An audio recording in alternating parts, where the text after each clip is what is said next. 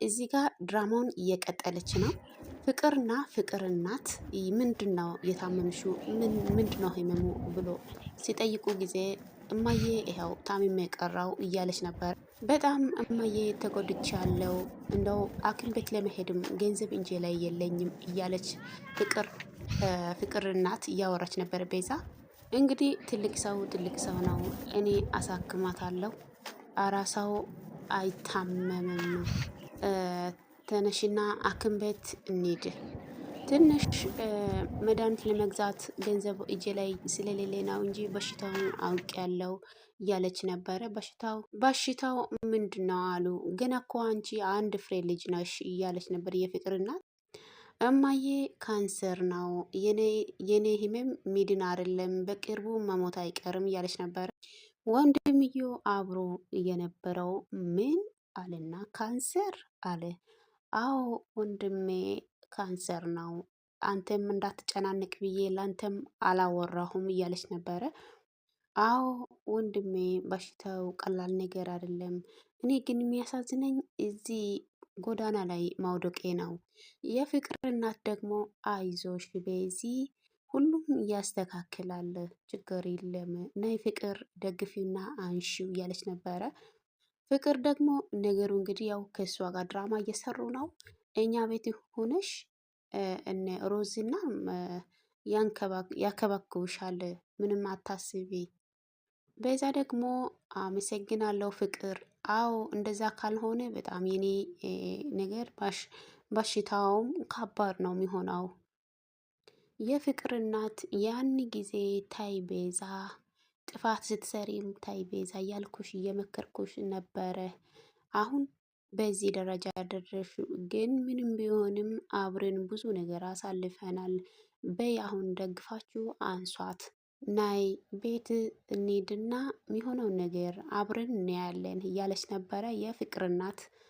ስራሽ በጣም ክፉ ቢሆንም አንቺ ወርቅሽ እኔ በአይኔ ማየት በጣም ጥሩ አይደለም፣ አሳዝነሽኛል እያለች ነበረ የፍቅር እናት። ያው ትልቅ ሰው እንደ ትልቅ ሰው ያስባል። ደግሞ አሁን በጣም እንደዚህ ብሶ ሲያይ በጣም ነው እየተሰማኝ እያለች ነበር። የኔ እናት አመሰግናለሁ እማዬ ብላ እጇን ስማለች። አንቺ ባትኖሪ ኖሮ ምን ይውጠኝ ነበር? ሁሉም ሰው እኮ ጨከንብኝ እያለች ነበረ ቤዛ። በጣም ነው ማመሰግናው የኔ እናት።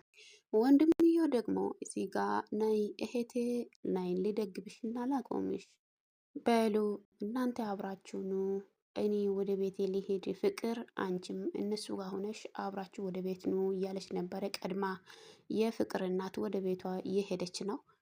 የፍቅር እናት እንግዲህ ወደ ቤቱ አይዞሽ ቤዛ ጠንከር በይ ብላ በመጀመሪያ ወደ ቤቱ ሄዳለች።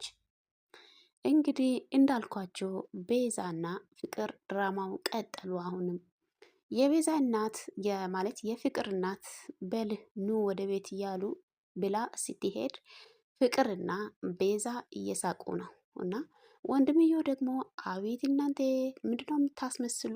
ምንድነው ድራማ የሰራችሁ ያላችሁ ብሎ እሱ ራሱ ግራ ገብቶ ደጋግሞ እየጠየቀ ነበረ። ቤዛ ደግሞ ዳኒ አፍን ዝጋ፣ አንተ ደግሞ ያልኩኝ ነገር ብቻ ማስራት አለብህ እያለች ነበረ። ወንድምየው ብቻ ደግፊ እንዳትይ፣ ያው አሁን ሄዳለች ተነሺ ብሎ አቤት አቤት ያንቺ ስራው እያለ ነበር። አረ ቤዛ ነፍስሽ አይማርም፣ ጭራሽ ካንሰር ብለሽ ድራማ ትሰሪያለሽ። ቤዛ ደግሞ እና ምን አባቴ ላርግ፣ ታዝነኝ ብዬ ነው እንድ አዝና ወደ ቤቱ ማለት ወደ ቤቱ ትውስደኝ ብዬ ነው እያለች ነበረ። ፍቅር ደግሞ ቤዛ ተሳክቶልሻል ሲል ዳኒ ደግሞ እንደው ያንቺ እንኳን ችግር የለም አንቺ የገዛ እናትሽ ትዋሽ ያለሽ እያለ ነበረ። ፍቅር ደግሞ ምን አገባ ስል ዳኒ ለእኔ እናት ብኖርና የእናት ክብር እንዴት እንደሚኖር ላሳይ ነበረ። ፍቅር ታሳፍሪያለሽ እሺ ብሎ ዳኒ ሳወራት፣ ፍቅር ደግሞ ዳኒን በጥፍ ብላለች። እንዴ ሲል ዳኒ ዝም ብለ አትቀባጠርህ እያለች ነበረ። ቤዛ ደግሞ ውይ እናንተ ደግሞ እረፉ እያለች ነበር በማላቸው። እዚህ ጋር እንግዲህ ዴብና እቺ ቀበጧ እህቷ አለች። ዴቢ ቁሞ ያለው ሰዓት ኦሮጣ መታ ወንድሜ ብላ እጁን ሲይዝ፣ ወንድምየው ደግሞ በጣም ተናዶ ስለነበረ ምንድነው ለማሚ ነግረሽ የነበረው? ገና ምን እጅ ሊቀቀኝ፣ እጄን ልሰብር ነው እንደ ስል ገና ምን አይተሽ ብሎ እጇን ሲይዝ፣ እሷ ደግሞ ልቀቅ እያለች ነበረ። እኔ እኮ የተናገርኩ ነገር ምንም ነገር የለም፣ እጄን ሊቀቀኝ፣ የሳመምከኝ እኮ ነው እያለች ነበር። እዚህ ጋር እንግዲህ ሊሊም አደይም ሁሉ ተሰበሰቡ መጡ። ቤዛ ማናት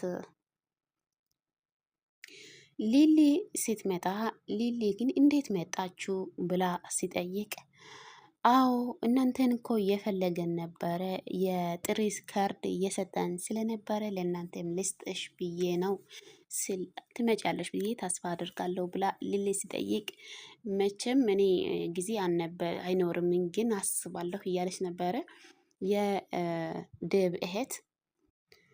ዶክተር እዚህ ጋር ስለ እሷ እያሰብኩኝ ስለ እሷ የተጨናነኩኝ እንደዚህ ደግሞ መቀጠል የለብኝም ያለ ማንም ሰው ግን አጠገቤ የለም፣ ብቻው እያወራ ነው።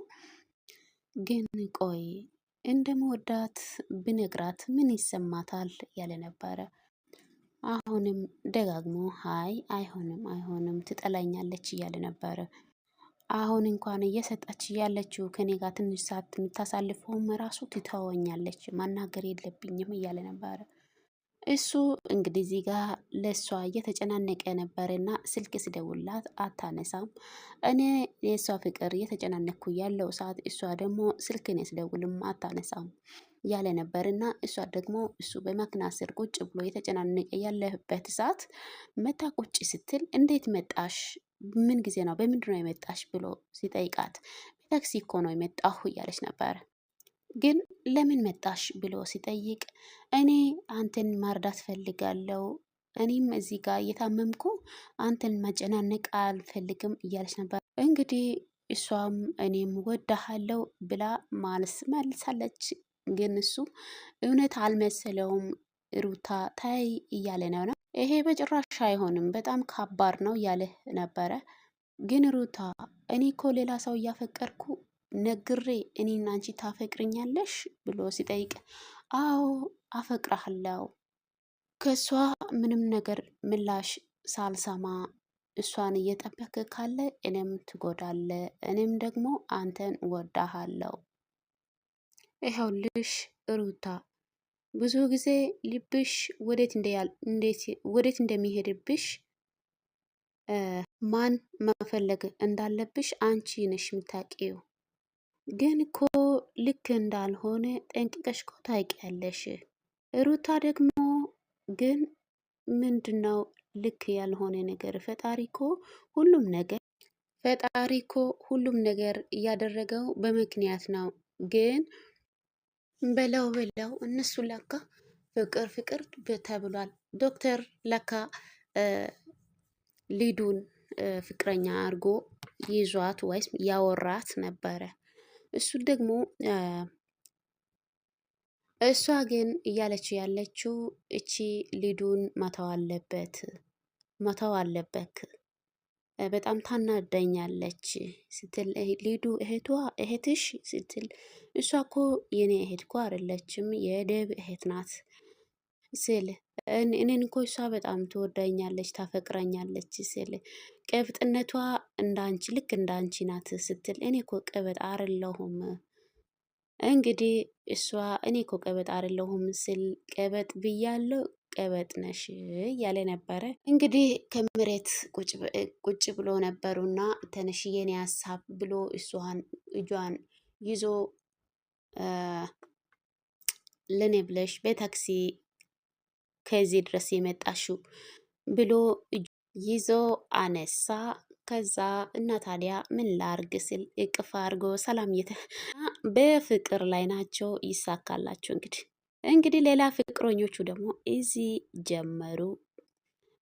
ደብና አደይ እና ሊሊ እዚህ ጋር ቁጭ ብሎ ያለው ሰዓት ያው የመጣችው ቤዛ እንዴት እዚህ መምጣት ቻለችው ስትል እነሱ ደግሞ እኔና አንተን ለመለያየት ፈልጋ ነው የመጣችው እንጂ እዚህ ቤት ማምጣቷ እያለች ነበር አደይ። እና ብትመጣስ የፈለገ ቢያወሩስ እኔና አንቺ ምን ያገናኛል? ዴብ ደግሞ አደይ ማንም ሰው ለኔ ልብ አልተፈጠረም፣ በእኔ ልብ የተፈጠርሽው አንቺና አንቺ ብቻ ነሽ። ቆይ ለምን ትጨናነቂያለሽ? ሲል አደይ ደግሞ እሱን አውቃለሁ ዴብ አትንገረኝ ሲል ግን እቺ ልጅ እዚህ ቤት ትኑር የሚባለው ነገር አልደግፍም። ሩታ እኮ ትንሽ ልጅ አይደለችም። በቃ ሌላ አማራጭ ካለ ትፈልግ እንጂ እዚህ ቤት መኖር አትችልም ያለች ነበር። ለካ እኔ ቤዛ ብዬ ነበር፣ ሩታ ናት። ደብ ደግሞ እሱን እኔ ያስተካክላለሁ ምንም ነገር አታስብ እያለ ነበረ። ሊሊ ደግሞ ደብ ሩታ አለች እንደ ሲል አይ ቤት ውስጥ ያለች አይመስለኝም ሲል ለምን ፈለግሽው እያለ ሲጠይቅ አይ ቤት ውስጥ ኢትዬም የለችም ሩታም የለችም፣ የሰርጉ ጥሪ ካርድ ለመስጣት ፈልጌ ነበረ፣ ጠብቂ ይመጣሉ ሲል ዴብ አሁንም አደይ አሁንም ተናደሻል አደይ መቼም ተናደሻል ሲል ቤሪ የምትባል ልጅ ከዚህ ቤት ካልወጣች መቼም ቢሆንም እኔ ሰማማም ሲል ቆይ ልጅቷ ምን አይነት ጨካኝ መሆኑን ታውቃለህ አይደለ? መርዝ እንደማሆነችውን ረስተህ ነው ሲል ዴብ ደግሞ አላረሳውም እኮ አውቃለሁ። እንዴት እረሳለሁ? ግን ይኸውልሽ ኢታለም ስትመጣ ትነግሯለች ላንቺ ያለው ነገር ከእሷ ጋር ታወራላችሁ። ኢታለም ራሱ ደስተኛ ሆና አይደለም እዚህ ቤት እያስገባችሁ እያለ ነበረ ዴብ። ሁላችንም አደይ ግዴታ ሆኖባን ሁላችን ግዴታ ሆኖብን ነው እንጂ ፈልገን እኮ አይደለም አደይ እያለ ነበር ዴብ። ደግሞ አንድ ሁለት ቀን መቆየቱ አይቀርም ሲል አሁንም አደይ ዴብ ልጅቷ እኮ አጋጣሚ የተጠቀመች እኮ ነው እያለች ነበረ። ሌሊ ደግሞ ዴብ ግን እሷ ጋም ለምን ተጨቀጨቃላችሁ? ቤቱን ለቃችሁ ለምን አትወጡም? በዚህ ሁኔታ እኮ እዚህ ቤት መቀመጡ ምንም ጥቅም የለህም። ዴብ ደግሞ አዎ ግን አሁን ሊዱም መታለች፣ እሷን ትቼ ደግሞ እንዴት እወጣለሁ? አደይ ደግሞ እና ከቤሪ ጋር ቤት ውስጥ አንብረን እኖራለሁ እያልከኝ ነው?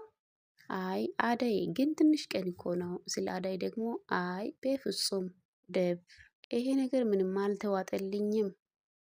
ቤሪ እኮ ሕፃን ልጅ አይደለችም። ከዚህ በፊት እኮ በእኔ ላይ ስንት ነገር እያደረገችው እረስተ ነው እዚህ ቤት የምታኖራት ለምን ስል ዴብ ደግሞ እንዴ የነገርኩሽ የኪንጎ ጓደኛዋ ኪንጎ ቤት ሄዳ ጋዜጣ ብቻ ቤት ይሄ ነው ቤት ነው የምትለው ምን መስለው ቤት አለህ የምትለው ይሄ ጋዜጣ ነው እንደ ስላ ስታወራ አረ በቃ እኔ ልሂድ ማለት ሀይ አባሻ ይሄ አሁን ቤት አይደለም እያልሽ ነው ስል ምንድነው ይሄ ቤት ነው ወይስ ወረቀት ነው? ጋዜጣ ብቻ እኮ ነው እያለ ሳወራ በቃ እኔ እንደዚህ አይነት ቤት አልቆይም ልሂድ እያለች ነበረ። እንዲህ ቤት የመተሽ ምንም ነገር ሳታወሪ ነው እንደምትሄጂው እያለ ነበር። እዚህ ጋር ቀበጧ እንግዲህ ጀምራለች። ሊዱ በአልጋ ላይ እየጨፈረች ስልኳን ይዛ ያለችበት ሰዓት ሮማን ገባችና ሊዱ ማን ነበረች ስሟን ብቻ አላውቅም እቤት የለችም አይተሻታል እንጂ ሲል ኧረ እኔ አላየኋትም ለምንድን ነው ግን እዚህ ቤት መጣችው ሲል እንዴ አላወቅሽም እንደ ብላ ስናግራት እዚህ ቤት እኮ ለመኖር ነው የመጣችው ለምን መጣች እያለች ነበረ። ቤተሰቦቼ እንግዲህ ረጅም ቪዲዮ እንዳይሆንላችሁ ይህ ቪዲዮ እንግዲህ እስከ መጨረሻ እየሰማችሁ አግዙኝ። እንግዲህ ትምህርታዊ የሆነ የአደይ ድራማ አበራቱኝ እስከ መጨረሻ አዲሶቹ ሰብስክራይብ ነባሮቹ ላይክ አድርጉ።